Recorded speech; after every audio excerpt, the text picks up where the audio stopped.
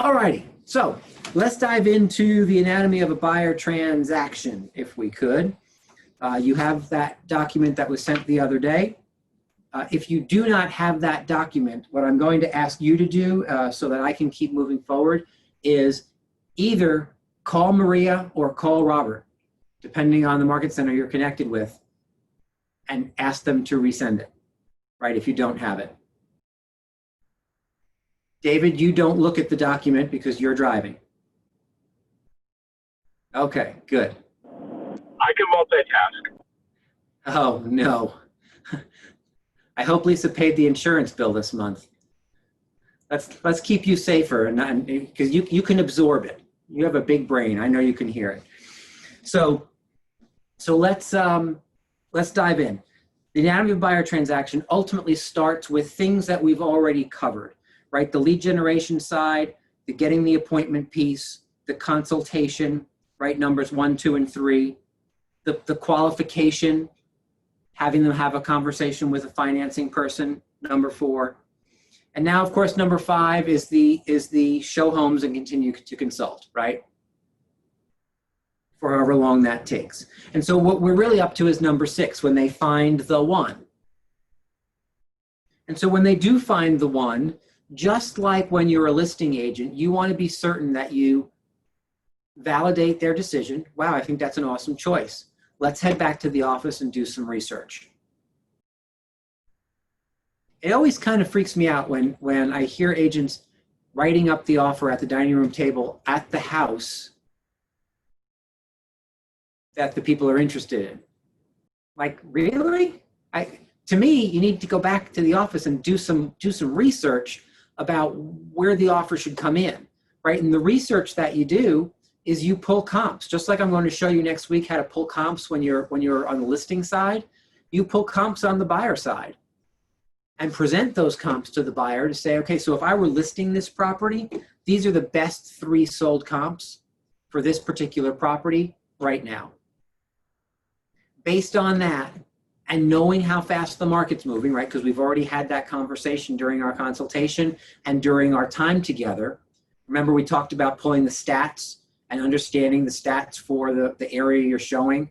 You want to know days on market. You want to know list to sale price ratio, right? You want to know all the stats that might drive that market, or at least that price range in that market. And so you remind the buyer of all those conversations, show them the best 3 sold comps, and then you ask a question. So based on all this and how badly you might want to live in that house, well, where do you think you want to make an offer? Right? One of the questions I get asked probably the most often on the buyer side is, what do you do? Because all buyers say, well, where do you think we should make the offer? And so my answer to that is more facts, right? So I so appreciate you asking me that question. Unfortunately, it's not my money. And so what I'd like to do is just kind of dive back into the facts to help you make that decision. Knowing these are the 3 comps and knowing how fast the market's moving and knowing that we skipped the 2 appointments for the last 2 houses to get back here to write this offer quickly, what are your thoughts about where you need to come in?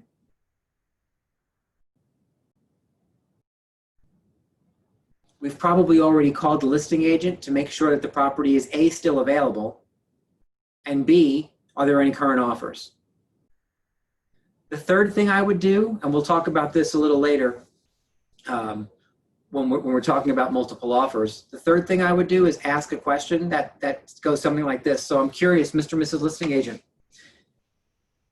It's probably just one, Mr. Listing Agent or Mrs. Listing Agent. My clients have some interest in 123 Main Street. Are there any current written offers on the property? And they'll say yes or no. Great. Any additional interest that you know about? And they'll say yes or no. In a perfect world, what is the seller's preferred closing date? I want to know as much information as I possibly can so that the buyers can make the best decisions about the offer that they can. Why do I want to know about the closing date?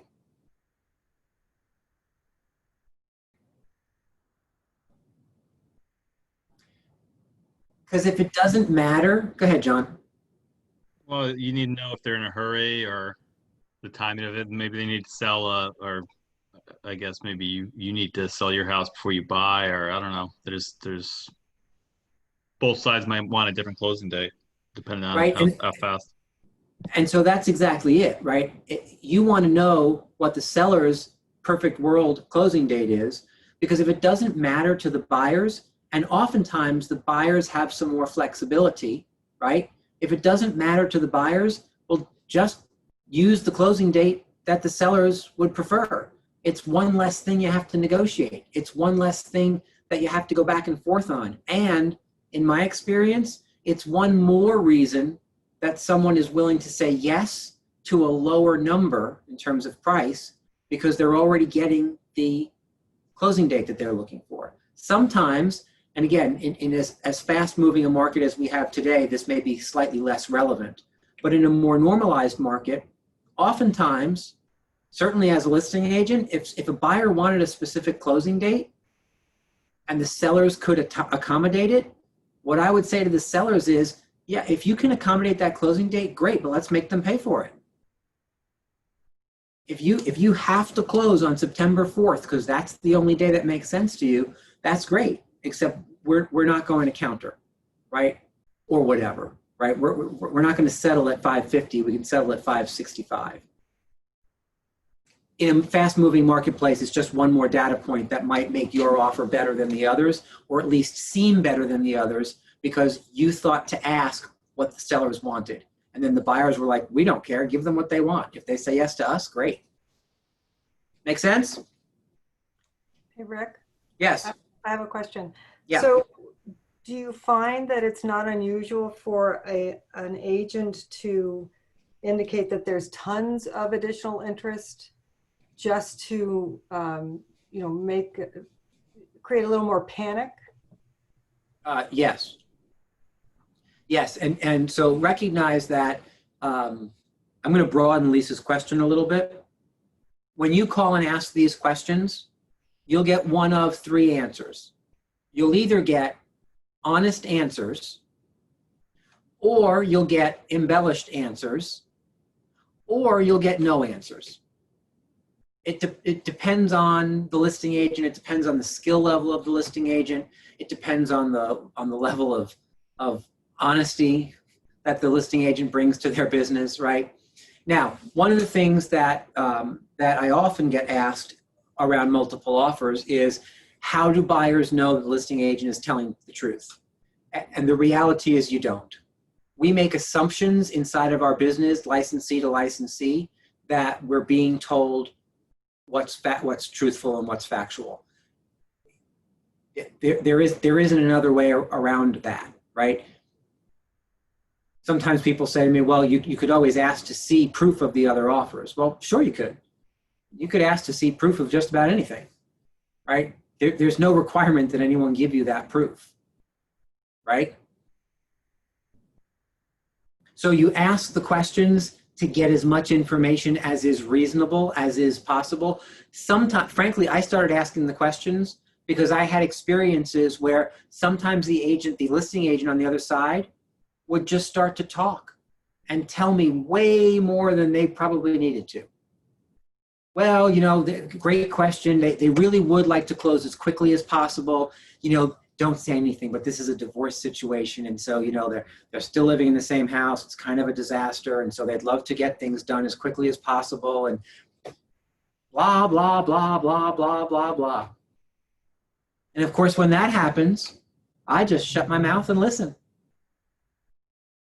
Right? So let me ask you this. When the listing agent goes through this whole conversation and gives you all those facts, can you give that information to the buyers? I say no, but. So here's what's fascinating. If you hear information from the listing agent and you have a buyer contract with your buyer, not only can you are required to. Because your duty is to the buyer, right? You have a fiduciary responsibility based on that contract to the buyer, which means anything and everything that you learn about the property, regardless of whether the listing agent should have said it or not, now it needs to be disclosed to the buyer so they can have as much information as possible.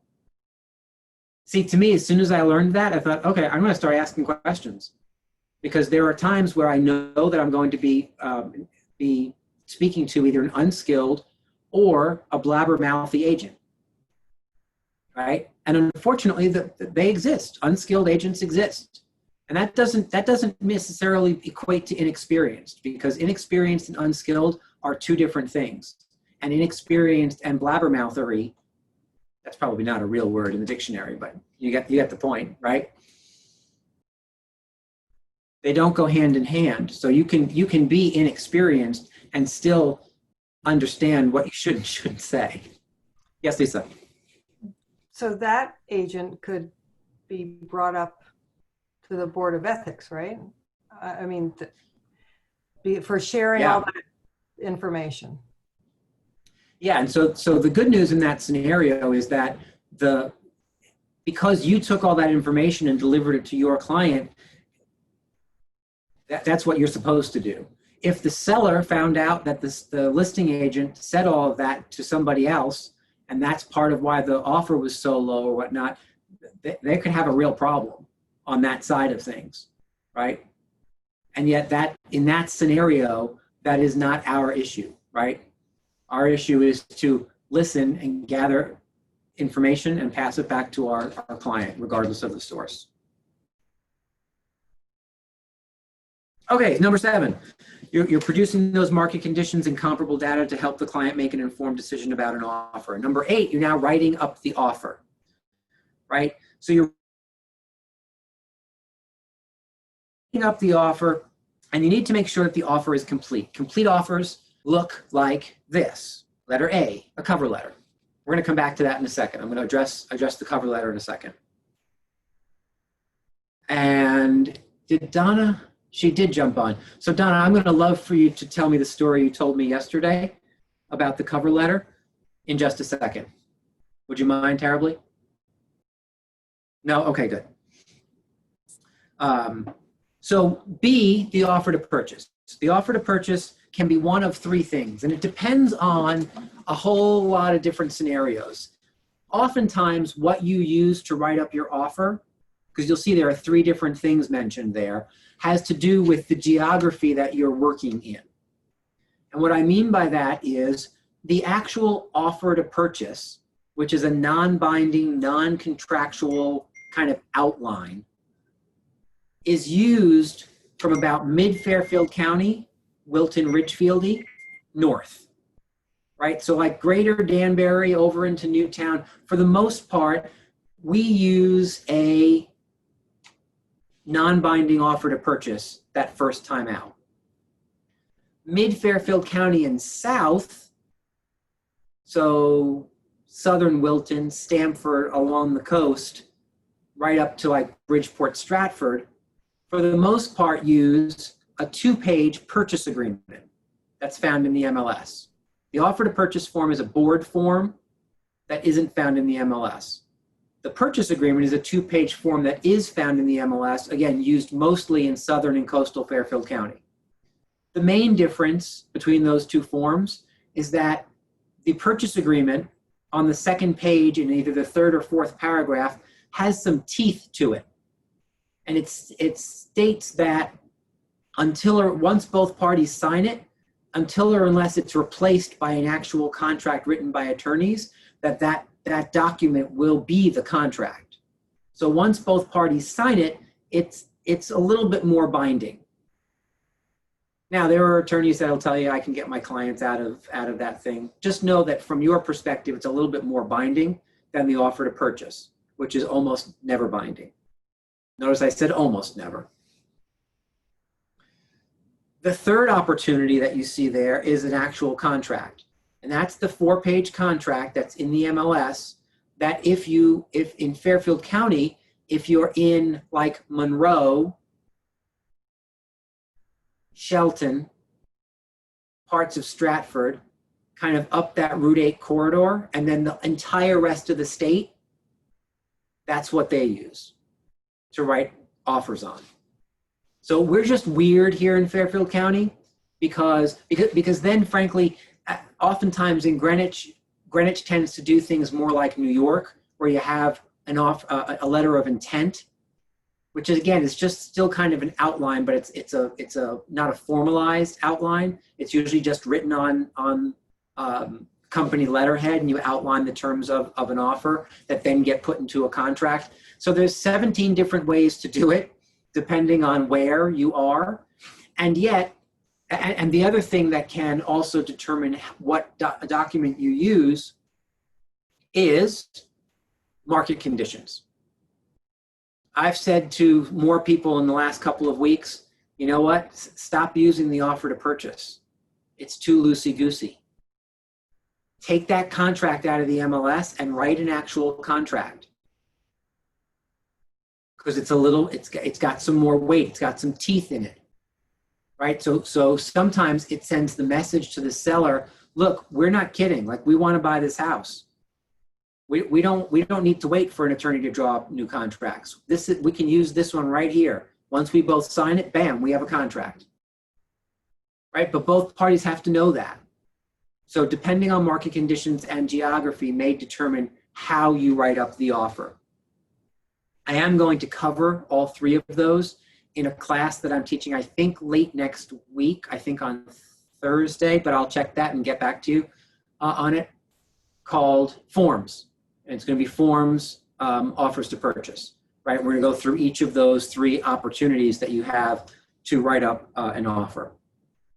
Of course, a copy of the 1% binder check. Let me ask this, the 1% binder check, is that driven by the law that you write up a 1% binder check?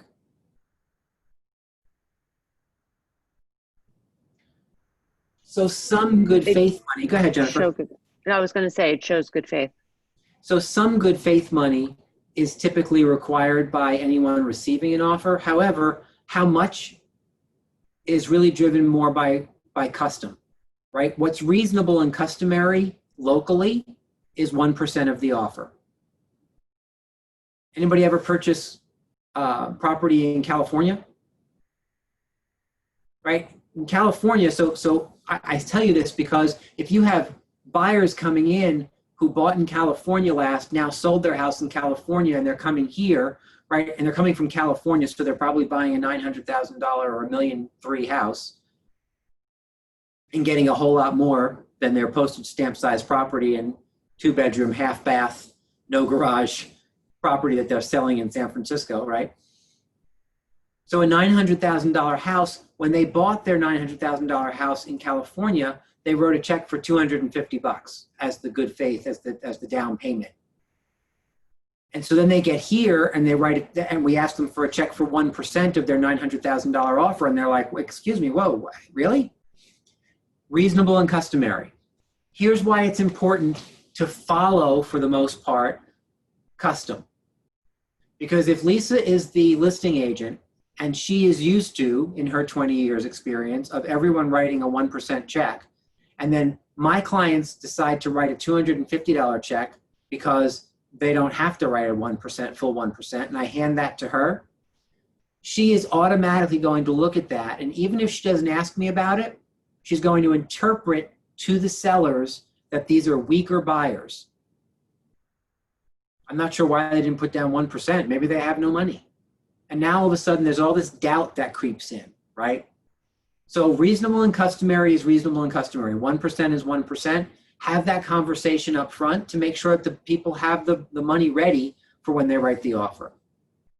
I've run into that in the past as well, where all of a sudden someone will say, oh, wait, I have to have this money now? Uh-huh. Oh, well, that's a problem because it's going to take me a couple of weeks to get 1%. All right, well, where is it? Right, so you have to have that conversation a little earlier so that they're freeing up some of that cash to be able to write those checks when they make the offer. And then, of course, the disclosure forms, the Connecticut Property Condition Disclosure Form, which is a required state form, the lead disclosure form, which is a required federal form. Those two disclosures are typically found on the MLS in the document section. And if they're not, you can ask the listing agent to send them to you. But that's just, those are just disclosures that the buyer reviews and signs to say, yes, I've received them. And then of course, some version of a pre-approval letter, or in a cash scenario, proof of funds, to make sure that the sellers understand that they are qualified. Now let's go back to that cover letter for a second. We kind of half talked about it earlier this week, but I wanted to, Donna just told me a great story yesterday about winning a scenario where she had a cover letter written, and I wondered if she would share that with us. Sure. I'm downstairs and it's a little shaky, the connection, so hopefully you can hear me. We can. So we were in a multiple bid situation. Didn't know it for a fact until we put in the offer. The property came on Friday. We couldn't see it until Monday. But standing in the backyard, we wrote up the offer because we knew we were under pressure. And they came relatively strong, but you know, we certainly could have done better. But anyhow, they came very strong. I handed it in. I presented it to the seller, who just by the way was also the agent. So that was helpful. And what happened was, in a conversation right after I put the offer in, she asked me to do something and I said, this is the agent. And I said, ooh, let me see if I can get my buyers. I know they're putting the baby to bed now. And the seller / agent went, oh, and I thought, oh boy. So as soon as I hung up, I called my client and I said, I need you to write a letter. I need you to, if you want to, I said that. I said, if you choose to, this would be my suggestion. I need you to write a letter, no politics, no religion, short, like a 1-page maximum. I want you to talk about how you love the house. I want you to talk about your 2.5-year-old, and I want you to talk about the baby that is on the way. And she really, truly is pregnant. We weren't making any of this up. And then, because we were in the house and I remember seeing a little doggy in a cage, I said to my buyer, do you have a dog? And she said, yes, we have a dog. I said, well, could you say something about the dog also? And so she did right away. She said, I'm on it. And within, I don't know, 15 minutes, it helps that she was an English teacher. Within 15 minutes, she had a beautiful, less than 1-page, right to the point letter about how she could see her family and you know, her forever home and blah, blah, blah, blah. And I sent it over to the agent / seller, who literally at that moment, and I'm not kidding, fell in love with my buyers. She didn't really want to be selling her house. She had thought that she would raise her family there. You know, she kind of started to, she even said, I so identify with her and the future there. Now it went into multiple bids, multiple offers, and she came back to me and she said, listen, you're not as high as some of the others. Do you think you could do any better? So I said, yeah, let me see. And I went back to my office. We came up in price, and the seller said that we were pretty on par with the others in terms of price, but we were not on par in terms. And it was a term that we were not willing to let go of. And yet we kept talking and talking and talking. And I said, you know, they just love that. And the baby's coming. And I just kept, you know, like schmoozing that up a bit. But then I started to talk to her a little bit more about the one particular clause that we were not willing to bend as much as she wanted us to. And I found out, just from like what Rick was saying, we started chatting. I found out that she had 2 fears. One, living through the appraisal process scared her, whether the house would appraise or not. And because she was, I won't say she was the strongest agent that I've ever worked with. I mean, she knew what she was doing. She was okay, but you know, she didn't have Keller Williams scripting and you know, all that kind of stuff. She didn't know how to work that. And she was afraid that this would not go smoothly and they needed to be out. So I said to her, I said, listen, if you choose us, I promise you one thing, that this will be the smoothest transaction that you've ever gone through. Not that we won't hit bumps, but if we do, we will work through them together. My people love your house. You seem to favor them. Let's see where we can go with this. We did end up winning it, which was one. And I know her husband, the seller's husband, really wanted to go with the cleaner offer, but she was able to persuade him that between the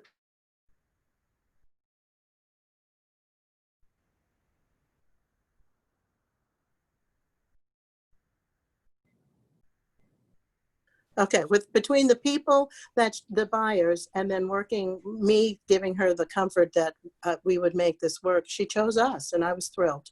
And so were the buyers. Love it. Thank you so much for that. And so don't underestimate the power of a cover letter that humanizes and connects buyers to sellers, right? Because it's an enormous, it's not always about money. As a matter of fact, as a listing agent, I am fascinated with how many times in my career sellers chose someone different, right?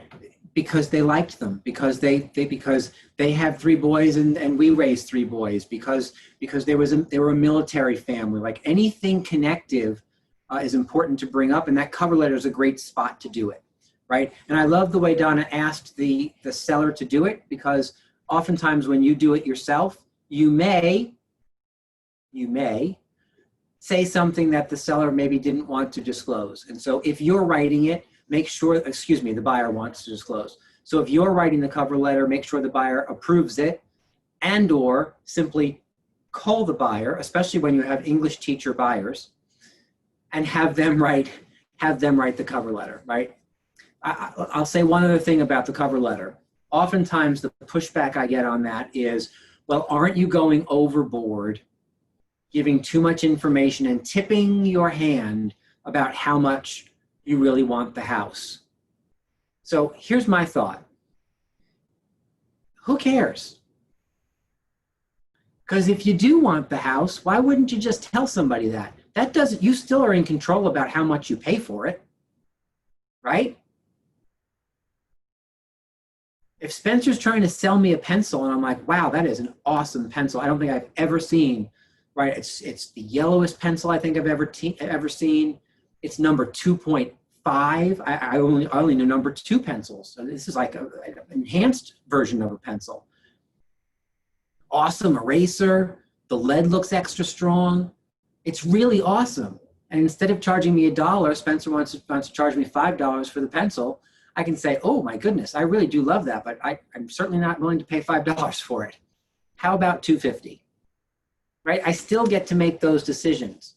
And if it's a multiple offer scenario, all of that showing your cards thing has already gone out the window. Because with multiple offers, the way to win multiple offers is to do all the extra stuff. Right? So don't get hung up on that. Like it's not like a massive secret if your people like the house. I think most sellers are more interested in selling a property to people who actually appreciate the home, and it doesn't necessarily put you in a negative negotiating position. Number 9, present the offer to the listing agent. If you can do it in person, great.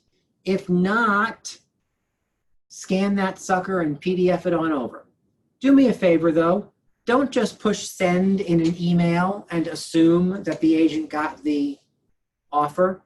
Please call or text, and I prefer call, to say, hey, you know what, Donna, just checking to make sure you got that offer I sent on 123 Main Street. Have you had a chance to review it? Do you have any questions? Right, that's an important piece of that. I can't tell you how many times someone comes to me and says, I don't know what to do. I think I have to call someone's broker. Okay, well, what's going on? I sent an offer on Monday and I haven't heard back.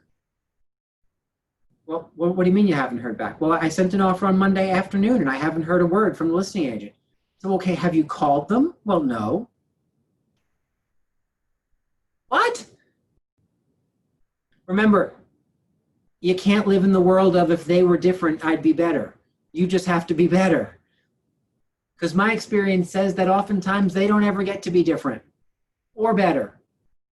right? So you're only in control of you. So here's how I want you to look at this process. Look at number 10. Ask the listing agent when you might expect to hear back from them. Remember, you're in control. And the only way that you can be in control is to be the one asking questions. So ask the question. I deliver that to Donna. I call. I'm curious, Donna, when do you think we might hear back?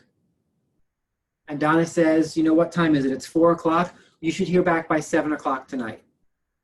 Awesome. Thanks so much. Do your best. I know you will. Bye. And then guess what? If at 10 to 7, I haven't heard back, guess who's getting a phone call? Donna. She's getting a phone call. I'm going to say, hey, Donna, I know it's a smidge earlier than 7, but you know how it is. I have anxious buyers. I'm curious, what information do we have? Right? Yeah, Robbie, go ahead. So, and then would the text or call follow up after the email? Would that be immediately after you send that email, or what's the? Yeah, okay. All right. Yeah, I would say if you're emailing something, if I was sending that to you, I would give you a heads up via text or phone that it's on its way. And then once I push the button via text or phone, I would confirm that you've received it. I want to know that you actually got it, right? And the mistake people make is assuming that just because you pushed a button that the person on the other end received it. Anybody ever have an issue where someone said, you know, I emailed you 2 days ago. You never responded to me. I'm like, okay, I never heard anything from you. There is that land out there, right? Like nowhere's land that sometimes our emails end up in. Number 11, monitor the response from the sellers. Do not assume that since you have not heard back that there is no answer, right? This is where you have to stay in control. You have to take those next steps. If Robbie's the listing agent and I haven't heard back from him, I need to pick up the phone and call. Remember, you have a fiduciary responsibility to the buyers, and your buyers are anxious. I don't care who they are. Once they write the offer and it's submitted, they're anxious. They want an answer. Right? Even objective investors, right? I am one of those objective investors. And yet when I make an offer on a property, I made an offer because I want it. I made an offer because even objectively, if I'm not living in it, I want it because I think it's a good investment. I want it because it's going to make me some money. I want it because the market's moving fast and I just lost one. I want to grow my portfolio. So there's a level of anxiety even for the tried and true investor. And the way that you help them be less anxious is being over communicative.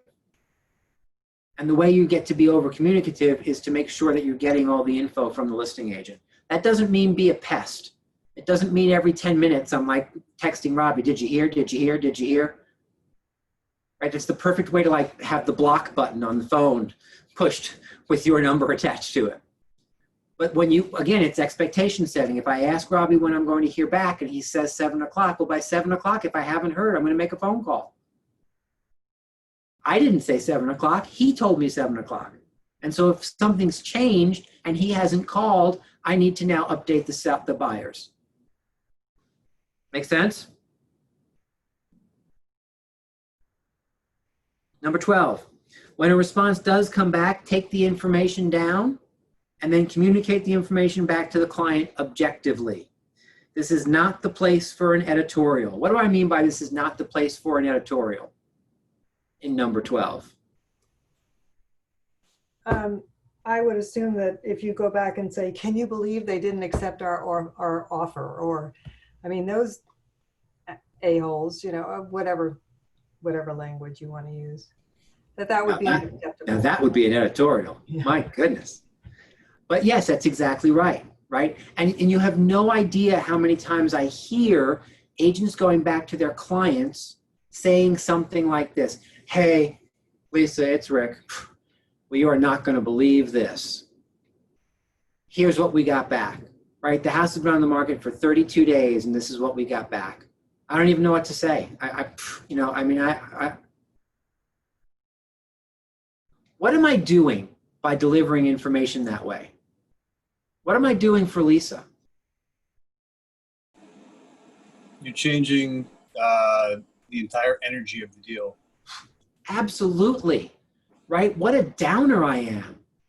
Like Lisa wants to buy a house. She's excited. This is fun and exciting. Even if the numbers don't go the way she hopes they go, for me to come back and not see, and people do it because they don't want to take responsibility for the answer. I'm not asking you to take responsibility for the answer. I'm asking you to just simply communicate the answer. Right? Stay objective. And for those of you who struggle staying objective, this is one of those opportunities where you need to grow in this and work this skill out. Because instead, I need to come back to Lisa and say, hey, it's Rick.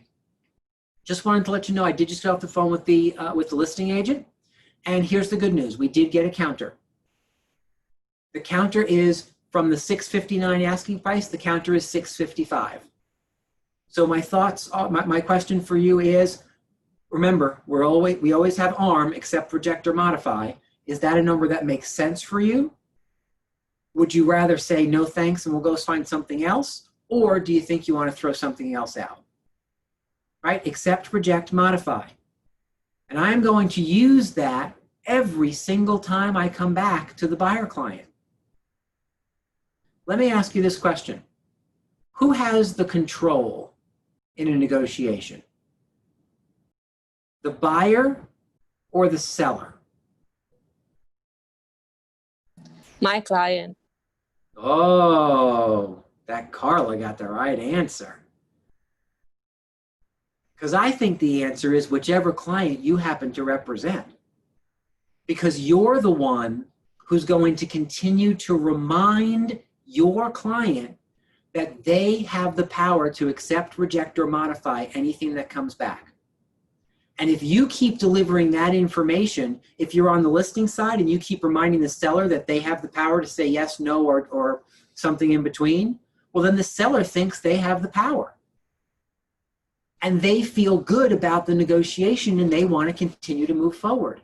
If you represent the buyer, like in this scenario, and you remind them each time, well, they don't feel squeezed. They don't feel like they're in this hopeless scenario. Even in a fast-moving market like we have today, they still get to be reminded that you can accept, reject, or modify.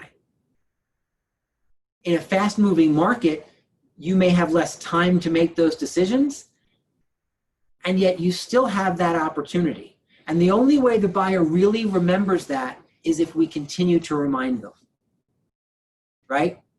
If there's one thing I've learned about education over 20 years of being a real estate educator and coach, is that children typically learn via memorization, right? With adult learners, however, and remember, as a consultant, that's what you are. You're an educator. With adult learners, repetition is the name of the game, right? As adults, our brains are advanced enough. We know how to learn, right? Children, you sometimes have to teach them how to learn. But with adult learners, it's about repetition. And so when you're in the middle of a transaction with someone, you repeating something, not annoyingly, but you repeating it to remind them that they have that control is how they remember it. You can't just say it once and assume they remember it every time. Because that's not how adult learners typically learn. So that's number 13, right? Is accept, reject, modify. Number 14, counsel your client understanding that their goal is to be in this house. Confirm with them that that's their goal, and then consult accordingly. I know I wrote the word advise there. I'd like you to scratch the word advise out and write in consult. Because it is my personal opinion, and please note, I said it is my personal opinion, that we don't really advise our clients to do anything. We consult with them and ask them questions and then ask them what they believe the best path forward is, right? It's their decision each and every time. Because advice to me can sometimes sound like opinion.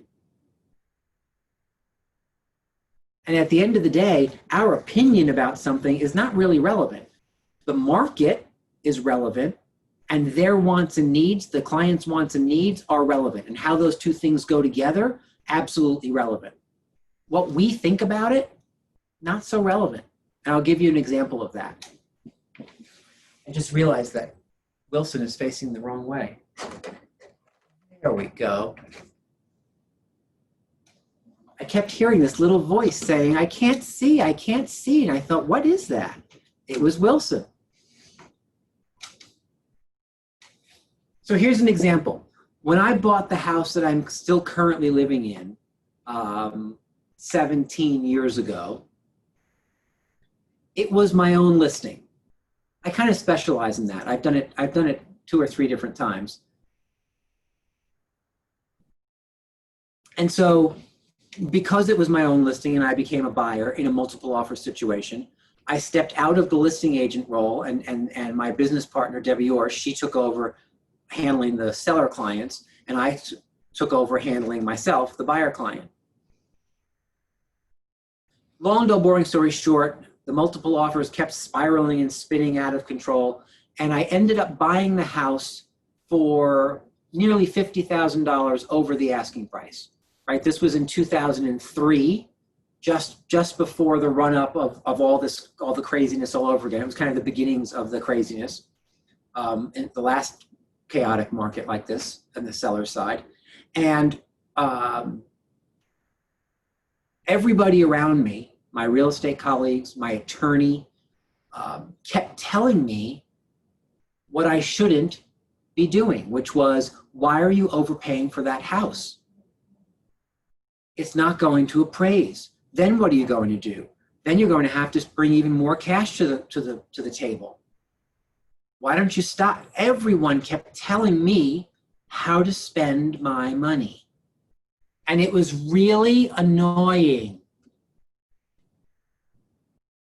And I say that to you because as a buyer, I didn't want to be told how to spend my money.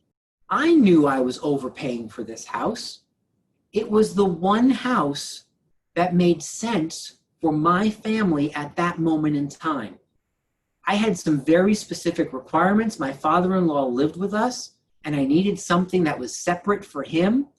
I was purposely going from a larger home to a smaller home in a downsizing scenario, so it wasn't as easy as just, well, spend more money. That was the whole point of me going from a larger home to a smaller home, and yet I still needed a spot for my kids and for my father-in-law. Be careful that you don't start offering advice that is either unwarranted or not asked for. I guess that's the same thing, isn't it? Be careful about that. Consult people the way they've answered your question. So I'm curious, is this a house that you think you want to be in? Yes. Okay. In a multiple offer situation, understand that one of the things that allows you to be the winner is you spending more money. The last thing I want to do is tell you to spend more money, but in a multiple offer situation, one of the ways you win, Mr. and Mrs. Buyer, is by spending more money, right? So consult people based on their wants, not on what you think. I've heard people say things like, well, I can't let you buy that house. I can't let you overpay for that. I don't understand why you would want to buy that. There's train tracks in the backyard. There's high tension wires that abut the property. Don't you think this is too busy a road? You have small children. Guys, with all due respect, none of those decisions are your decisions to make. Now, so you hear me correctly, here's what is part of what you need to be doing. You need to help people make decisions about the business side of those conversations. If someone is purchasing a property $50,000 over the asking price, it is your job as a professional with fiduciary responsibilities to these folks to say, so that's awesome. One of the things I want you to just remember is if you have to sell this property quickly, like in 2 years or so, you may not see that number back, right? And as long as you're okay with that downside, then let's move forward. Right? The high tension wires. So, Mr. and Mrs. Seller, I had this happen once. I was selling a $2 million property in Weston, and I showed the property once, twice, third time they were like, you know what? This is the house. We want this house. Let's go write up an offer. And each of the 3 times we were there, they never mentioned the massive high tension wires that, I mean, it was the house, the yard, and a right of way for these massive, big stanchions that are high tension wires that run through the middle of Weston. And I was newer in the business, and I thought to myself, okay, like, what is my play here? Like, did they not see it? I can't, I wasn't sure what to do. And I thought to myself, okay, what would I expect of me if I were the buyers? And once I asked myself that question, I thought, okay, so it's easy now. So we got back to the office, and I said, so guys, I'm really excited. Let's sit down and do some research to help you write up this offer. However, before we move forward, there was one thing that you didn't mention, you didn't ask about, and frankly, I didn't point out to you at the house that I want to make sure that we discuss before we proceed. And that's the fact that there's those huge, massive high tension wires literally abutting the property that you can see from the kitchen window. And they kind of stopped and looked at each other and said, oh yeah, we saw them. What, like, why do you bring them up? And I said, well, I bring them up, A, to make sure that you saw them. And they kind of chuckled because, like, you couldn't not see them. It was like, you know, they were pretty enormous. They were the really big kind, you know, the kind that have the X in the middle and go up like that, not just like a pole, like a huge, like, War of the Worlds type thing, right? And so they chuckled and said, no, we definitely saw them. Why do you bring it up? And I said, well, from a business perspective, you're spending $2 million. The fact that those high tension wires exist abutting your property could, when you become a seller, shrink your buyer pool down, because some people may not want to spend $2 million and have that in their backyard. And as long as you're okay with that, I'm excited to cruise forward. I just felt a responsibility to say to you that the business side of those things may come back at you when you go to sell. Remember, one of the best ways to create trust with people is to do or say something that they're not expecting. And I will guarantee you, those people were not expecting me to sit down with them and say, before we write up this $2 million offer, I want to bring to your attention and have a short discussion about something that could absolutely have you say, let's not write this offer. But imagine if I didn't do that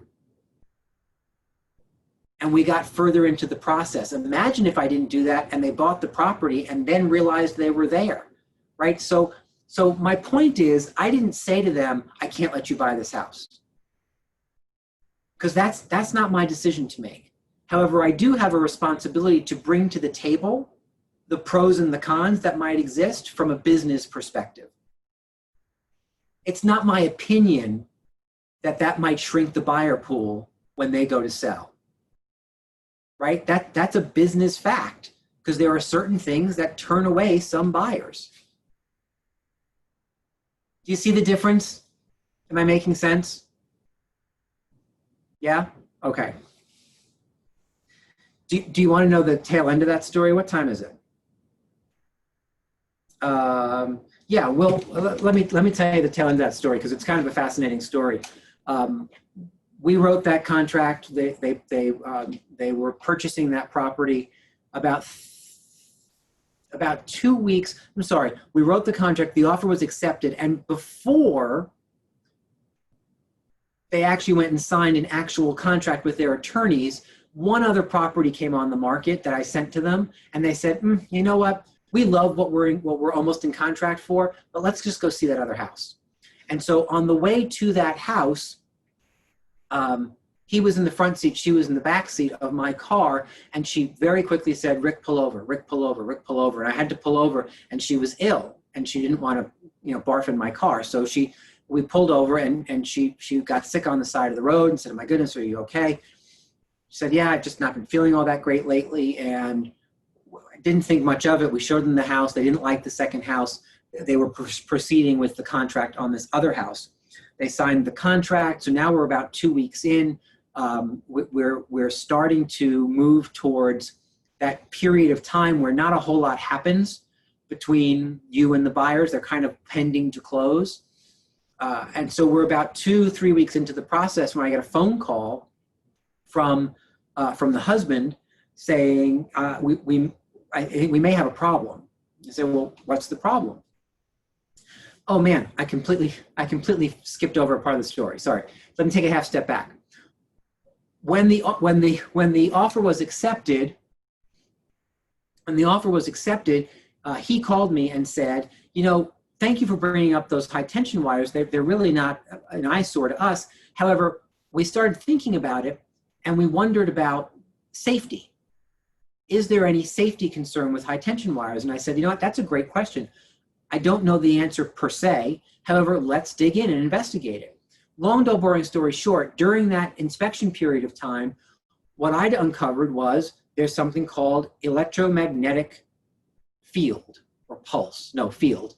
Pulse, I think, is like in Star Wars, but the electromagnetic field is a real thing that comes from those high tension wires. And he and I discussed it, and he said, well, is there anything we can do about that? And I said, well, let's call CL&P, or whatever it's called nowadays. What's new CL&P? Eversource. And so let's call Eversource and see what they do. And they sent somebody out to do readings, right? And it was kind of fascinating. And so this is kind of a fun thing to share. They started in the road at the street by the mailbox, and they took a reading. And then they every like 20 or 30 feet, they went up the driveway, into the house, through the house, out the back onto the porch, into the backyard, at the edge of the property, and then finally ended up right underneath these big high tension stanchions. And they did a report and showed the readings of an electromagnetic field coming down or whatever at each of those points on the property. Where do you think the highest reading was? Again, not a trick question. It was right underneath those poles, right? Where do you think the second highest reading was? This was kind of fascinating to me. Their basement? In the house. So in the house, in the basement, ironically, it was in the front, in the driveway, because this was a newer built community. And so they had taken all of the electrical underground. And that's where the electrical service came in from the road, which was also underground, to the house. And that was the second highest reading. So what fascinated me about that was you look at the poles and say, oh my goodness, I don't want my kids playing underneath those poles. But you'd never think to not have your kids riding their bikes on the driveway when that was the second highest reading with the underground service. So that's an important part of the story because it makes the end of the story not make any sense if I don't tell you that piece. So we did that. They looked at the report and said, you know what, that's interesting about the driveway. Doesn't scare us. It looks all good. We moved forward. So now we're about 3 weeks in. Remember, she had been sick in my car. I got a phone call. That was about 10 days after she was sick in my car and about 10 days after we had done the electrical thing with Eversource. And I got a call saying, I think we have a problem. I said, well, what's the issue? And he said, well, I can't remember his wife's name. My wife was just, has been ill, as you know, and we just got back from the doctor, and they found by doing more tests that she has this massive tumor in her abdomen, like grapefruit size. I mean, it was this massive tumor in her abdomen, and it was causing her to be ill. I said, oh my goodness, I can't believe it. He said, you know, they're doing biopsies. They don't think it's going to be a big deal, but she's going to have surgery, which she did. And so long, dull, boring story short, she and he made a decision because this was happening right then and there, and they were a little bit freaked out and a little uncertain. They backed out of the contract, and the builder allowed them to back out of the contract. No harm, no foul, and they moved forward. P.S. They didn't end up moving to Wilton. or Weston, wherever I was selling them a house. They stayed in Killingworth where they were, and actually never moved. So I never ended up selling them a house. She had her surgery. They removed it. It was not malignant. What's the benign? And so, and she was fine. Everything was good. About 3 months after I got the word that she had had her surgery and she was all good and everything was going to be fine, I got a phone call from him. And he said, how's your wife? Oh, she's fine. Thank you for asking, blah, blah, blah. I said, how can I help today? He said, well, I don't think you can. I wanted to call and just say something to you. I thought, okay, like, should I sit down? And he said, I wanted to call and say, thank you so much. Thank you so much for stopping that day when we were writing that offer. We were so excited about that house. I wanted to just say thank you for stopping us in our tracks and bringing those high tension poles to our attention. He said, because I cannot tell you at the end of the day, had the timing of this whole internal tumor thing been different, and had we moved into that house and found out 6 months or a year later that there was this tumor, we absolutely would have blamed you for not bringing that to our attention. And the fact that you stopped and risked a $2 million sale to bring it to our attention beforehand, and it wouldn't have been your fault if we chose to move in there, but he said, I've been thinking about this for 3 months. We absolutely would have blamed you. And so we just want to say thank you for taking the time to stop and bring to our attention something that you felt was important for our health and safety. I know you didn't do it because you thought about health and safety. I know you did it because you thought about the business return on our end, which is 100% true, because I wasn't going to judge health and safety, right? That's not my place to judge health and safety. And yet the business discussion is a real one. So it was an interesting chain of events, and I'm appreciative of the fact that she was okay. I can always make more money. She can't always be okay if she was not okay, right? So that was fine the way that all kind of went down. Do things that you know are the right decision. Do things that make sense to bring to people's attention. Don't add your opinion on top of it, right? That's the point I'm trying to make here. I know it was a long way to get there, but I'm always fascinated by that story, because I think to myself, had I made a different decision and the timing would have been different, man, oh man, I would have been held in a far different regard in those people's mind than I am today. Even though it wouldn't have been my fault per se, I would have been finger pointed at, saying, you know what, how do we know these things didn't give her this tumor? And you didn't even bother to mention it to us. For what it's worth. See how much fun we get to have? Woohoo! All right. 511, now we got to move faster.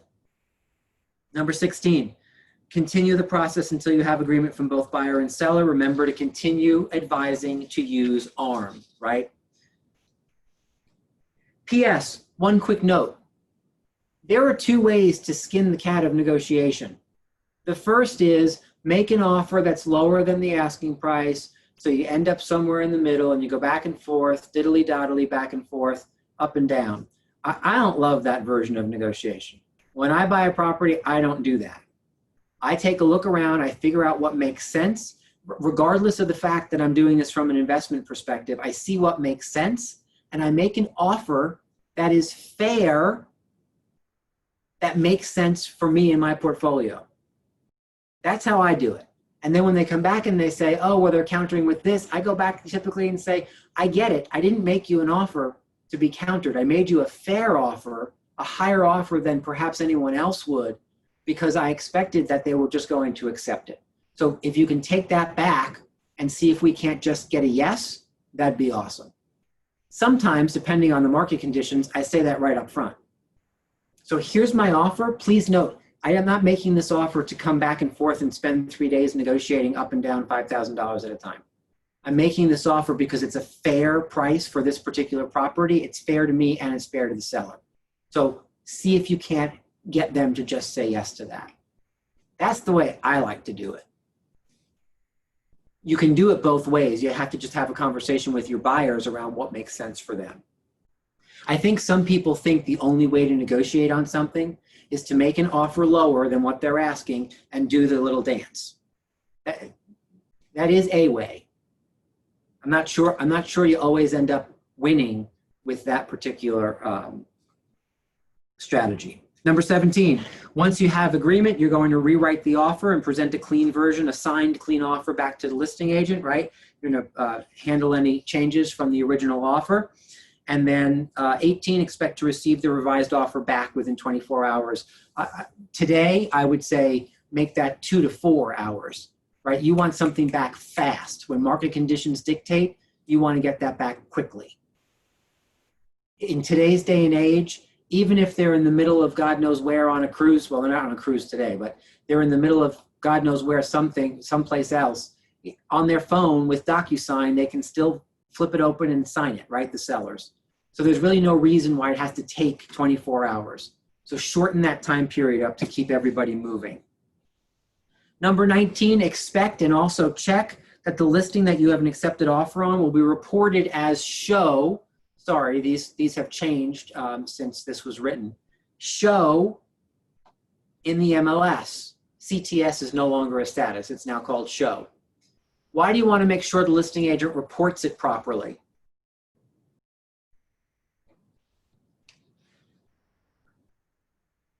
To let everyone know that the property is taken, basically. Yeah, it's spoken for, right? And so if the listing agent doesn't do that, do you think that there might be more showings than if they did do that, and you run the risk then of having another offer come in? Yeah, you absolutely do, right? You absolutely do. So remember, MLS rules say within 48 hours of a status change, it has to be reported in the MLS.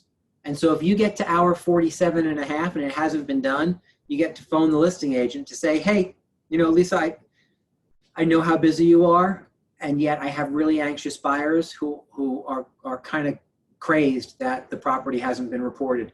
So if you could please just take a moment and get that done. And Lisa says, oh, yeah, sorry, I'll get to it. And then she doesn't do it.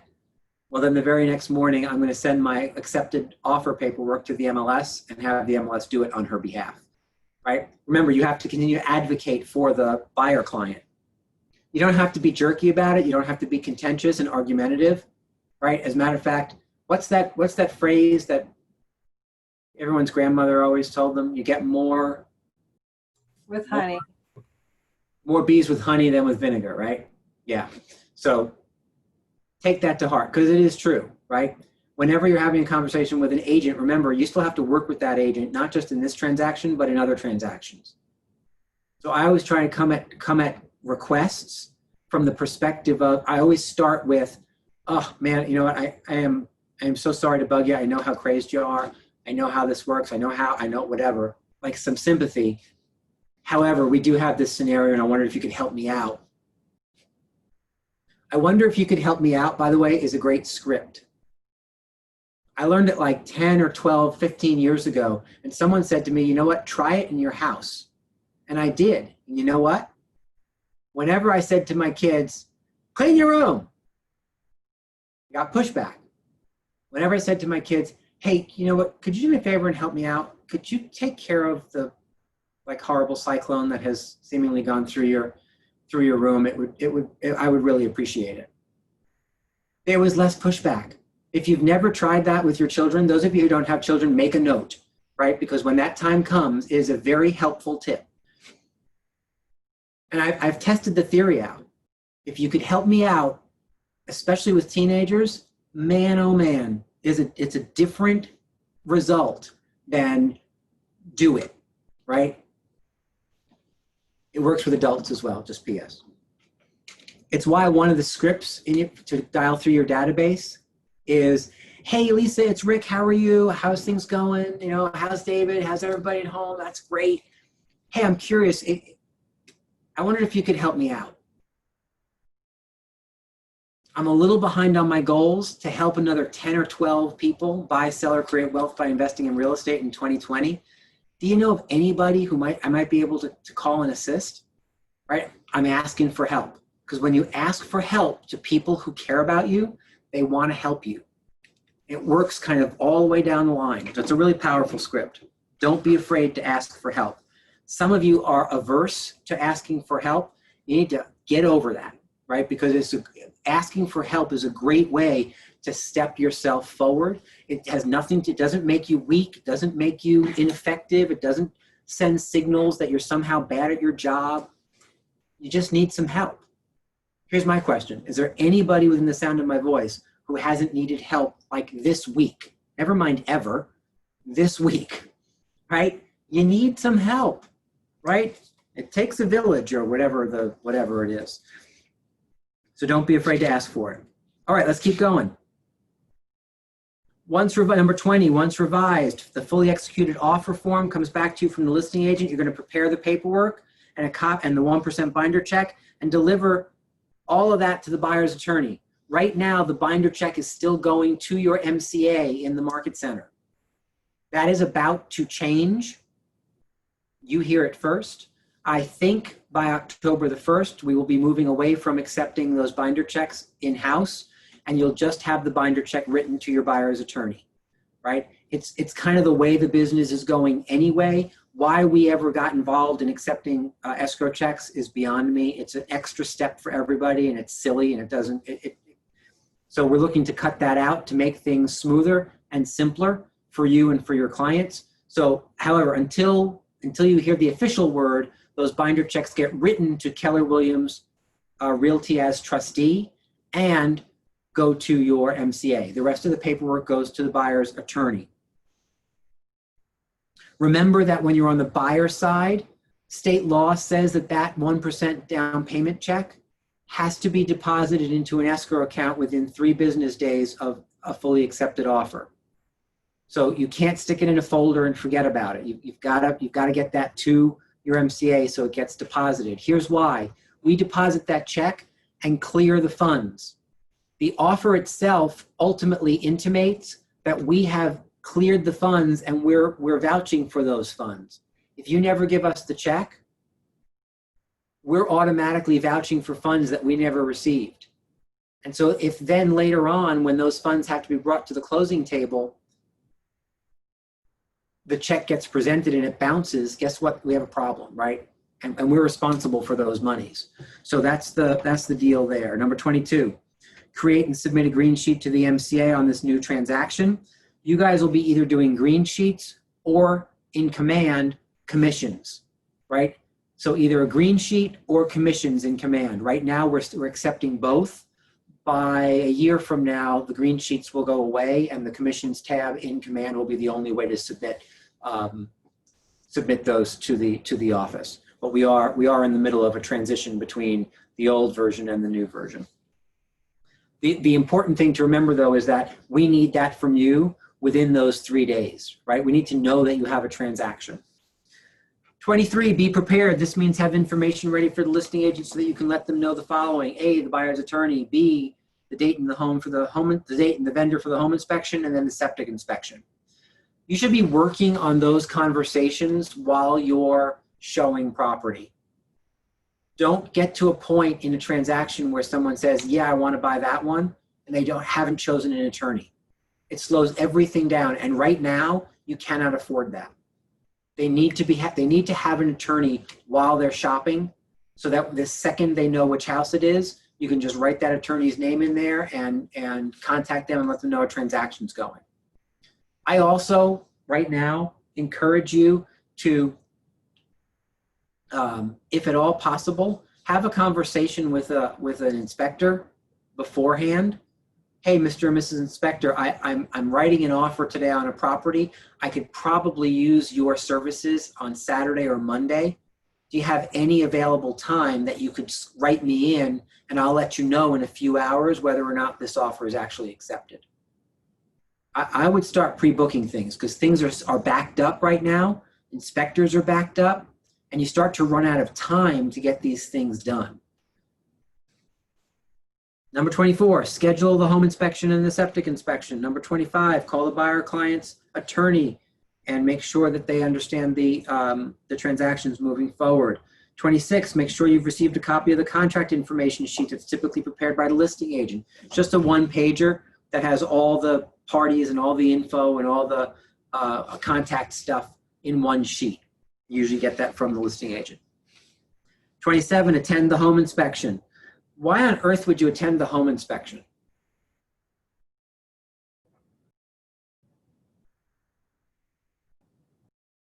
Answer. Go ahead. Sorry, say it again, Lisa. No, Dave. No, well, the reason you normally do that is because you want to hear what the inspector is saying. You want to have as much information because you want to convey that information to your buyer. And it's better to hear it directly from the inspector as opposed to trying to read it from a report. Yeah, 100%. That's the, you want to be there because you're the one who's going to be negotiating any issues that pop up, right? And if any of you have ever purchased a home and had a home inspection, what do you know about the report? It always reads like it is, like the house is standing on its last two legs. It needs to be condemned, knocked down, burned down, and rebuilt, right? That's how the report typically reads. And so if you're not there to understand what that means, you're less effective on the negotiation side. Here's the other thing. You also need to be there to help be the buffer between the clients and the inspector. Now, I say that with respect to our inspectors. However, even the inspectors that were on my team, the ones that I vetted and I made sure were inspecting my clients' purchases, every once in a while said something that you could tell the client was like, oh, like, what does that mean? So sometimes you have to be there to interpret, right? You have to be able to say, oh, you know what? So understand that what the inspector meant by that was this. Isn't that right, Mr. or Mrs. Inspector? And the inspector says, oh, well, yeah, it's not an issue. That's actually pretty common. But of course, what they said was, oh, yeah, there's all this corrosion on this one pipe, and it's, you know, it can sometimes do this, that, and the other thing. And the poor buyers are like, oh my God, corrosion? What does that mean? Oh. So you have to be a little bit of an interpreter sometimes, especially with first-time home buyers, right? Now, let's talk a little bit about setting an expectation for inspections, because this is an important piece of this conversation. Why do you do a home inspection? I think I might have mentioned this before. Let's see if anyone wrote it down. Why do you do a home inspection? Why does the buyer do a home inspection? So if they know any possible issues that might be with the house, make sure that the bank will also know that the house is sound, so on and so forth. Yeah, so go ahead, Jennifer. It's their how-to guide to the house. Yeah, that's right. And both of those answers are exactly right, right? It is definitely a how-to guide. Like, here's how you run your new house. That's what the inspector is there to show somebody. So I always called it a how-to guide for your new house. And they need to know if there are any issues with the house. Now, notice David didn't say they need to know if there are issues with the house so they can reduce the price of the property, or so they can go and renegotiate everything all over again.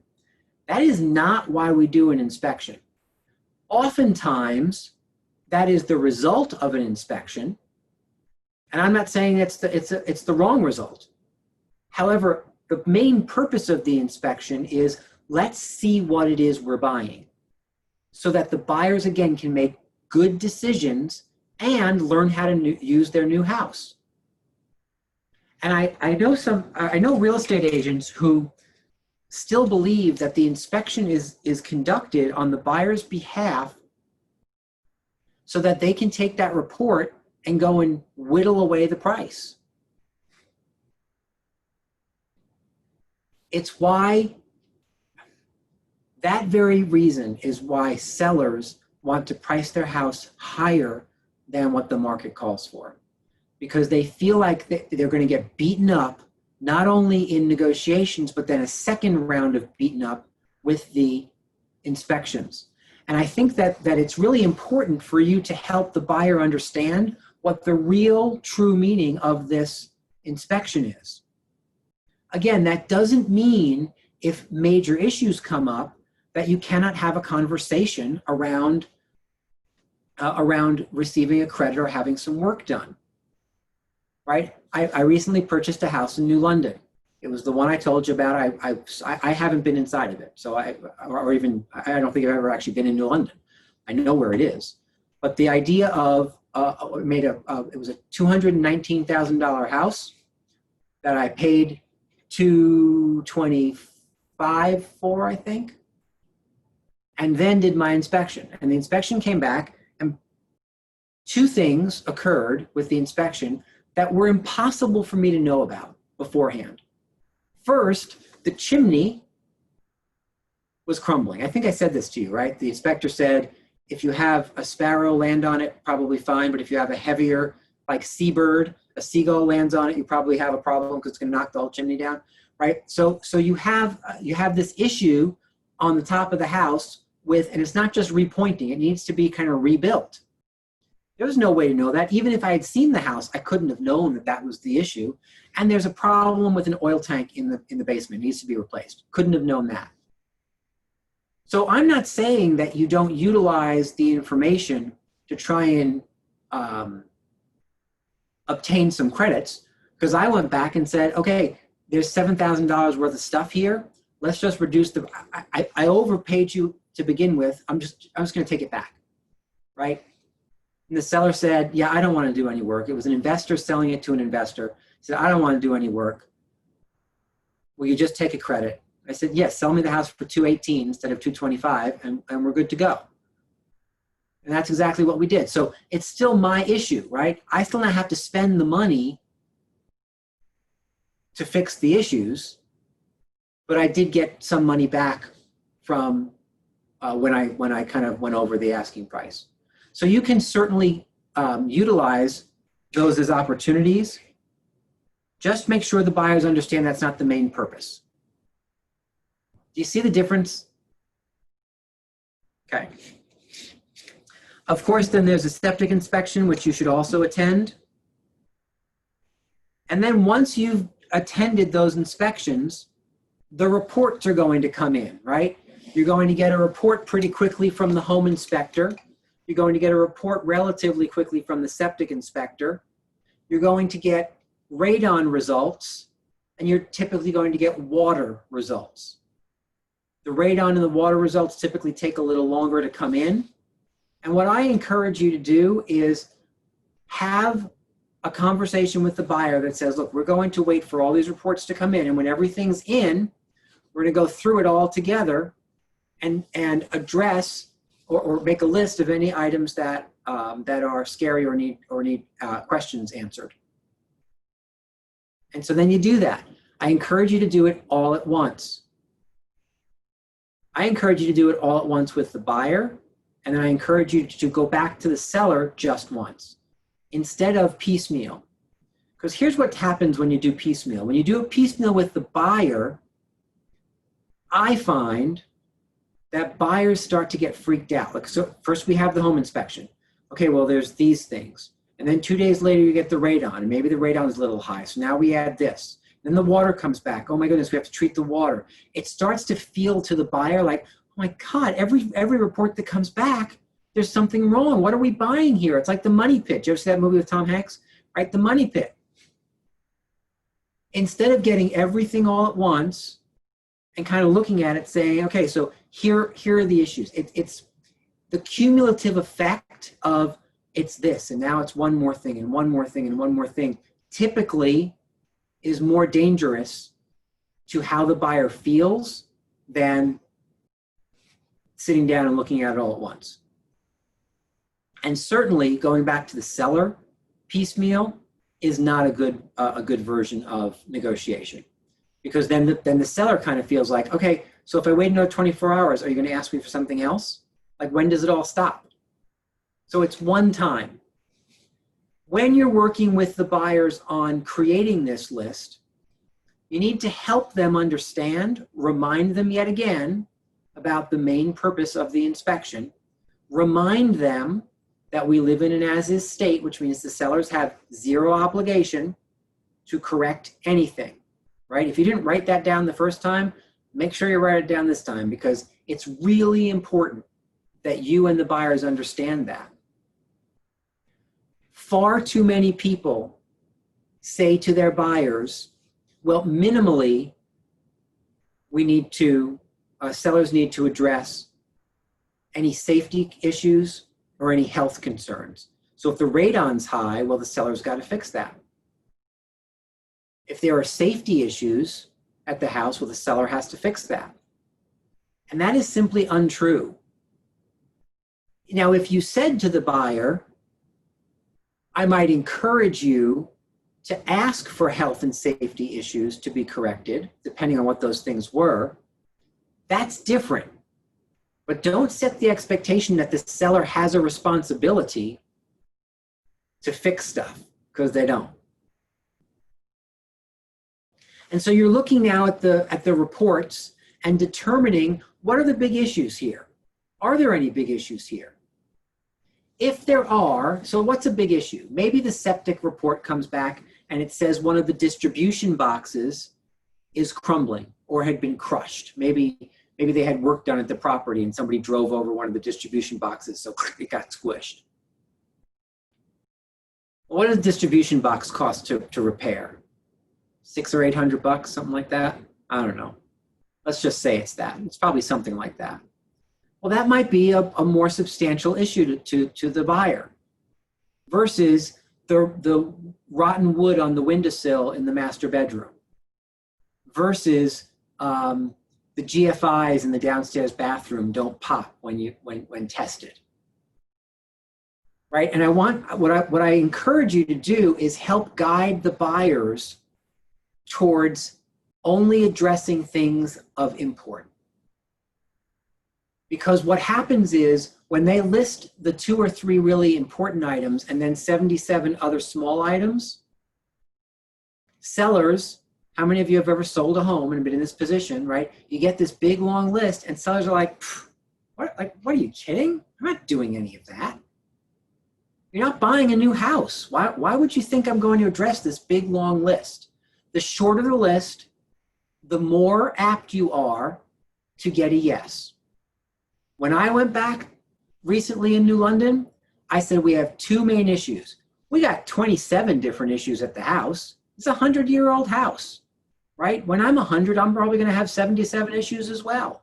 But the idea was, here's the deal, Mr. and Mrs. Seller. The list is long. We're only asking you for 2 things. And when you do that and say, here's all the stuff we're going to handle, we'd ask you to only handle these. And they're important enough that we're asking. You get much better response from most sellers than if you just throw everything at the wall and hope something sticks. Here's the other thing I've learned.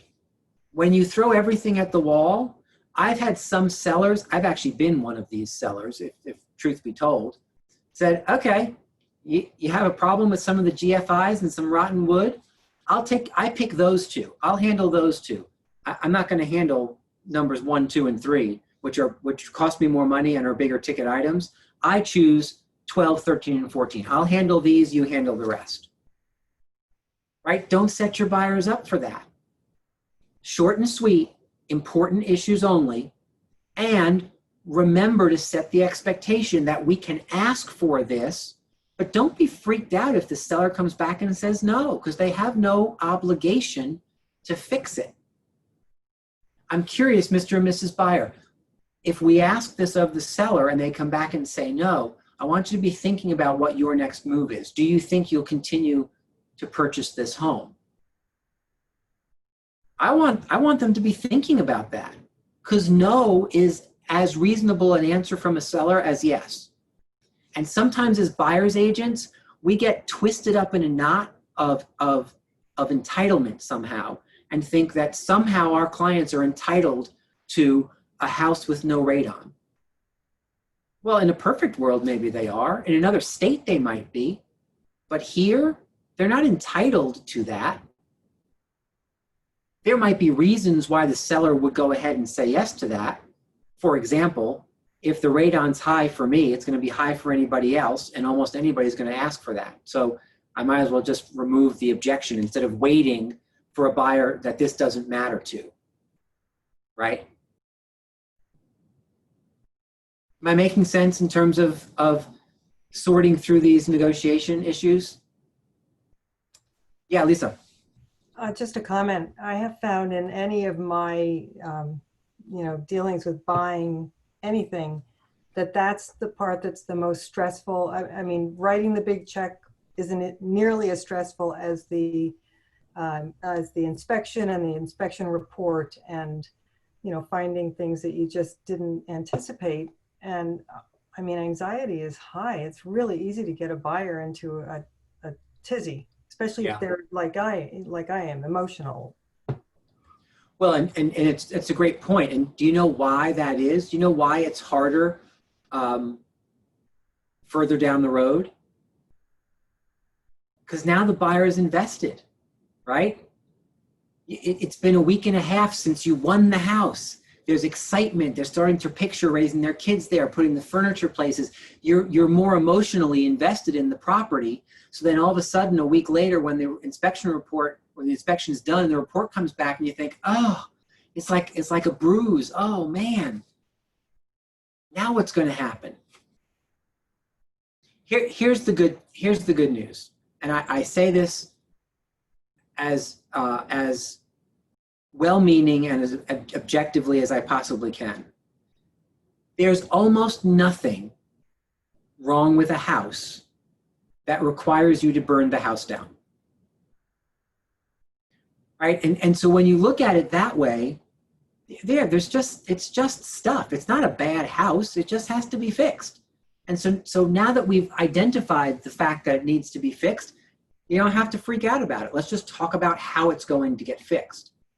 Because you hardly ever discover something where the only path forward is light a match and run.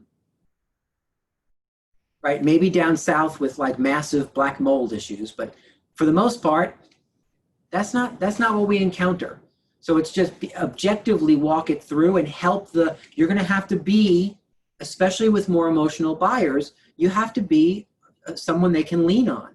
Right, so that when the report comes back, or they're there with the inspector, and there's, the chimney is crumbling, you can simply say, you know what, no worries, right? Truly, no worries. Well, how can you say that? The chimney, he said the chimney, if a seagull landed on it, would fall down. Are there seagulls here? Are you saying there's no seagulls? Is that why it's not a problem? Well, no, I'm saying it's not a problem because that's just an objective fact, right? The good news is we've uncovered that fact before you actually purchased the property. And so now that we've uncovered that fact, now we get to sit down and have a conversation around how we address that. So keep it factual, keep it objective. All right. Look at us, 19 minutes left, and we're on number 30. We are so going to finish this. Number 30, present in writing the inspection issues to the listing agent, and then call the agent to discuss. Typically, you're also going to send the report along, or at least pages from the report with the issues that you're asking to be addressed circled, right? So that there's some backup. Most listing agents will ask for some backup, so that it's not just somebody's opinion that the chimney's crumbling. Number 31, to negotiate the inspection issues until both parties are in agreement. I do have an opinion, this is a personal opinion, that I shove as aggressively as I can out into the universe whenever I have the opportunity, but it is a personal opinion. I don't believe that transactions should crumble because of inspection issues. I think that in those scenarios, we've got to dig in with the listing agent and figure it out. Sometimes it's just about money. Sometimes it's about fear. And sometimes it's about money and fear. And sometimes it's about fear of loss of money, right? So it's almost always one of those two things, fear or money. And when those two things are connected, either the buyers or the sellers can start to freak out. And so that's when the agents have to kind of really ride in on their white horses to say, how do we help calm this situation down? And remember, go back to the 2 Qs. Remember I gave you 2 Qs? Well, the 2 Qs come back up in this scenario. You want to qualify and quantify. What are we really talking about? Are we really talking about the replacement of an entire roof? Or are we talking about the replacement of one corner in the back? Because that's been worn and it looks like it might have leaked, right? Roof issue automatically equals in everybody's mind $20,000. And so if we qualify it and say, okay, well, what are we really talking about? You get a roofer out. Well, we're not talking about replacing the roof. We're talking about doing a repair over here. And then the second Q, okay, quantify it. What does that really cost? Because like I said, roof issues in people's heads, bam, $20,000 issue. Septic problem, oh, $20,000 issue. We're pulling our offer. Are you sure? What if we got people out there who did that for a living to qualify and quantify the actual issue so that we could be talking about something real? So here's what's really the problem, and here's what it costs. We need to replace this portion of the roof, and I can have that done next Tuesday for about $3,500. All right, so what does that mean? Now instead of a $20,000 roof issue, and you have to replace the whole roof, right? That's like a sky is falling moment for a buyer or a seller. Now we're down to, we have a $3,500 issue. Okay, on our $600,000 purchase, when it's a $3,500 issue, do you see the percentage that we're talking about? We're talking about 0.5% of the value of the property. Perspective is part of your job. And granting perspective, that's not to try and convince somebody it's not important. I'm not saying minimize.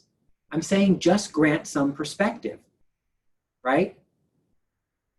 It's kind of like when I granted some perspective around hosting physical open houses,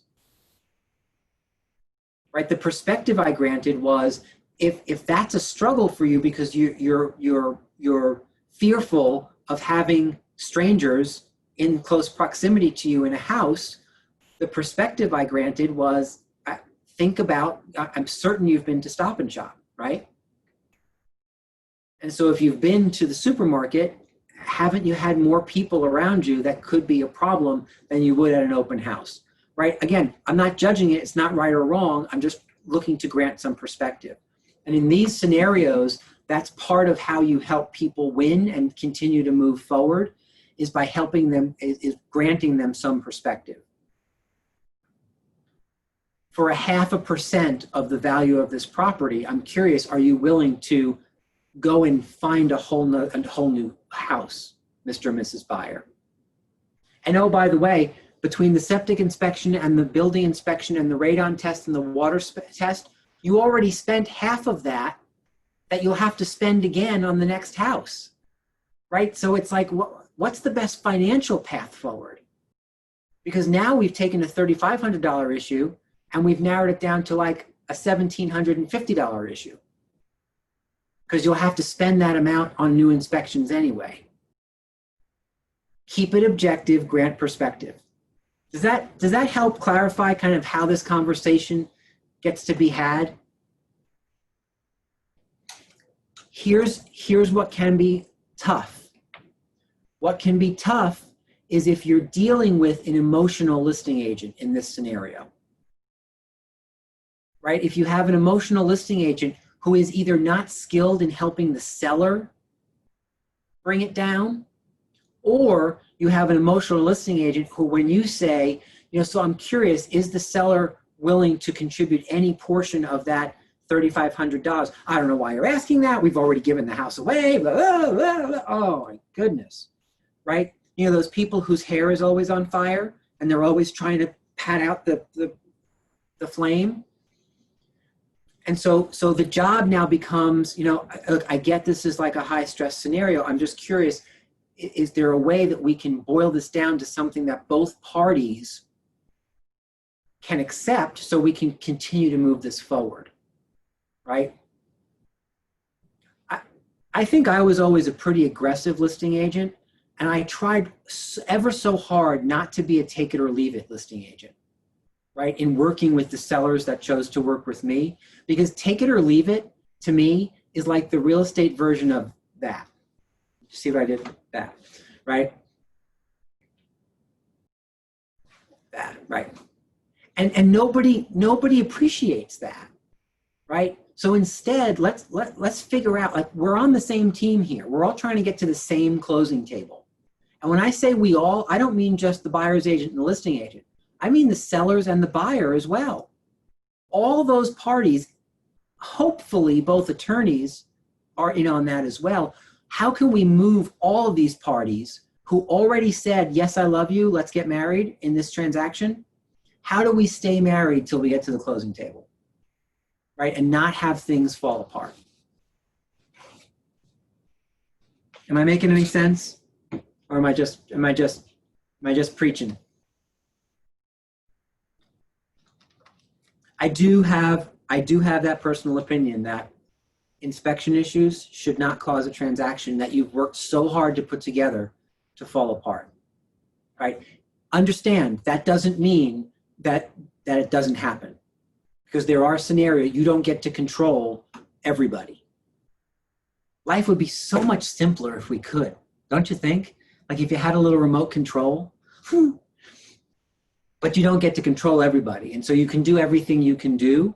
And sometimes a transaction will fall apart. But I say that out loud, especially in the Ignite sessions, because I want you to hear right from the start that inspection items are a time when you dive deeper into the scenario to help everybody make great decisions. It's not a time for retreat. And too many real estate agents get to a point of, oh my God, this house is horrible. This house has way too many issues. You know what? Let's just go and find another one. And they throw in the towel. And I think they throw in the towel too early, oftentimes. All right, where are we?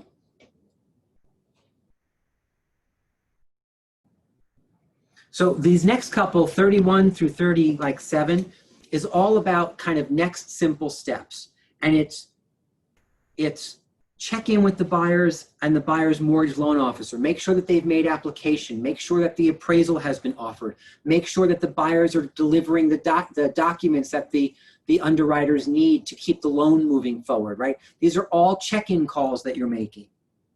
Be mindful of the dates that were laid out in your offer. You have 7 days to do the inspection. Are you inside of those 7 days? You have X number of days to sign an additional contract. Are you within that amount of time, right? Make sure that you're meeting or exceeding those date expectations. Be on the phone with the attorney to make sure that they've received a contract from the seller's attorney, and that they've called the buyers to come on in and review and sign the contract. All of these things that a lot of people think are other people's jobs, you need to kind of take on yourself from the perspective of keeping the plate spinning, right? This is the time in the transaction where you're just going to make sure that every plate is spinning. And by the time you get to this plate down at the end, you've got to run back to the start and start spinning this one again, right? This is the mortgage, it's the inspection, it's the attorneys, it's the buyers, it's the other agent, right? It's all those different plates, so that communication is always happening.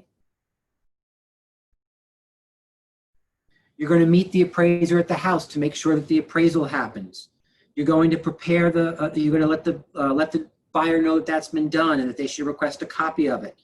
Once the mortgage has been at least conditionally approved, make sure that everyone has a handle on the conditions so that they can start moving forward and clearing the conditions, right? Nowadays, you have a two-step process. You get conditional approval, and then you have to clear the conditions and then get a clear close later on. And so make sure that people are addressing those. Too many agents step back from all that and think, okay, that's the mortgage people's job. Well, guess what? When you don't get a clear to close 3 days before you think you're supposed to close, you're kind of wishing that you had stepped in and made that your job. So it's not to say that people aren't doing what they're supposed to, but imagine did you ever get a phone call from somebody to say, hey, just checking in on XYZ to see if that got done or it got started?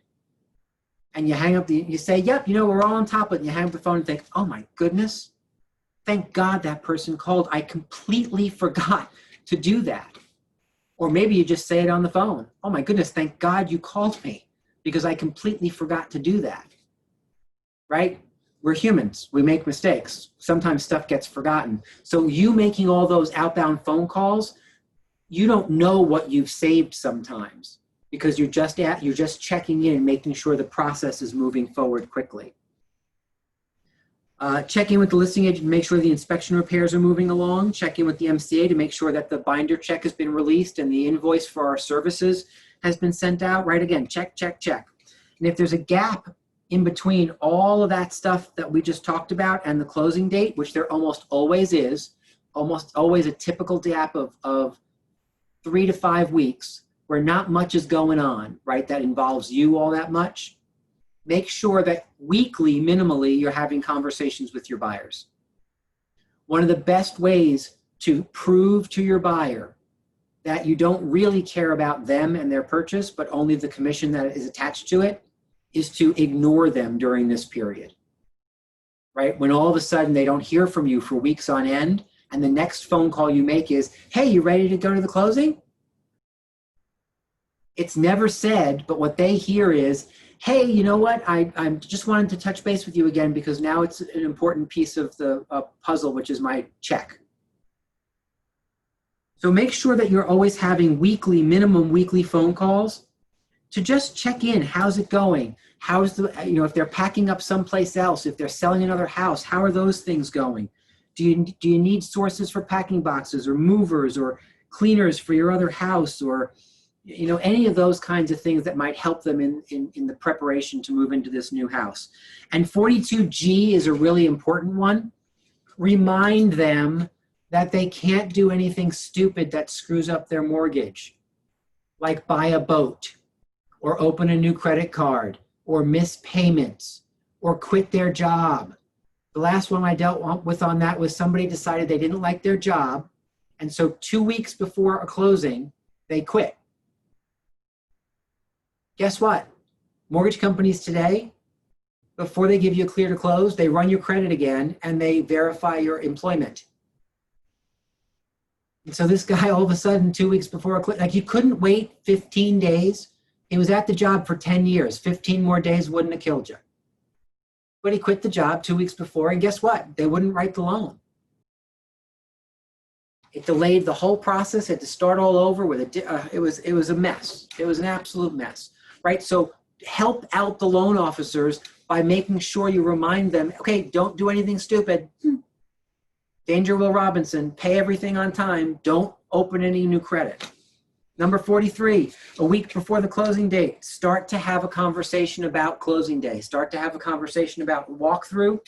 Start to have a conversation about anything else that might need to happen prior to the closing, right? You're arranging this walkthrough. You're going to do a walkthrough either the night before or the day of the closing. What's the walkthrough designed to do?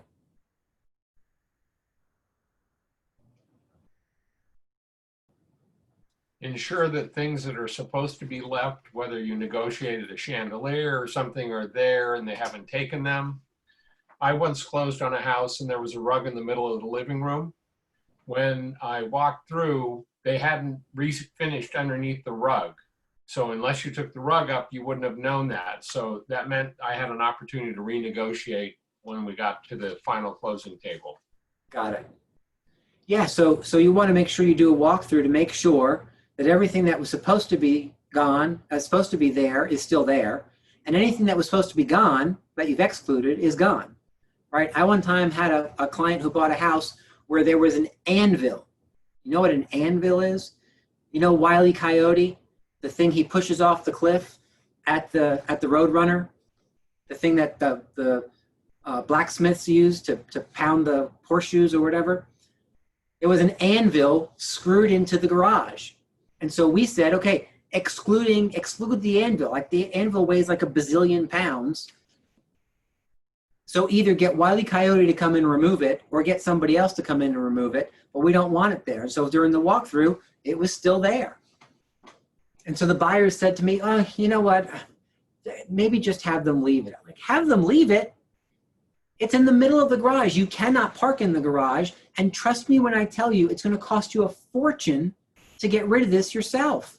Not only do you have to have somebody come and cut it out of the concrete, but you've got to dispose of that. And usually when you dispose of something, it's by weight, right? So you have to make sure that all the stuff that's supposed to stay is there and all the stuff that was supposed to go is gone. And then you do just a kind of a quick once over that the systems as they were on the day of the inspection are still functional, right? You might check the heat and the hot water and then turn on the appliances, make sure everything's still functional. And then make sure that there aren't any big gaping holes in the walls or anything from move out, right? You want to make sure there's no damage to the property. That's the intent of the walkthrough. And if any of those things go sideways on you, you take pictures, you text the pictures to the attorney and say, we have to have this conversation at closing. Make sense? Normal wear and tear, just by the way, like little holes in the wall where they took the picture off, normal wear and tear, that's just normal wear and tear. That's not a walkthrough issue, right? It says nowhere in the contract that they were supposed to spackle all the little paint holes or the little nail holes and repaint the entire house, right? Unless it does. But if it doesn't, which is typical, the little holes in the wall aren't a big deal. All right, guys, it is 5:59. We are nearly done. I do want to have a quick conversation with you, however, on Monday about the closing table and the follow-up afterwards. So we're gonna end here so I can start with you there on Monday. We're gonna have a quick conversation around that. I will answer any and all questions. So think long and hard and review everything we've discussed about buyers this weekend. I'll answer any questions that you have, any concerns you might have, anything we might have left out, or anything that's burning a hole in your brain about buyers. And then we're going to start sellers on Monday. And we're going to start sellers with a discussion of what a pre-listing package looks like and what it's used for, and then dive into our seller consultation, which we'll do a little bit faster than the buyer consultation because it's very similar and you've been through the one, and so we're just going to kind of bring you through the other. And then we're going to move into the anatomy of a seller transaction. You have the same list to go through with you as a checklist on the seller side. That will likely be what next week looks like.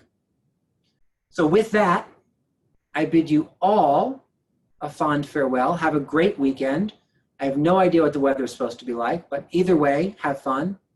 And we will we'll pick back up. We'll see you at 9 o'clock on Monday morning for the Crush It call, and we'll see you 4 o'clock on Monday afternoon for the last week of Ignite.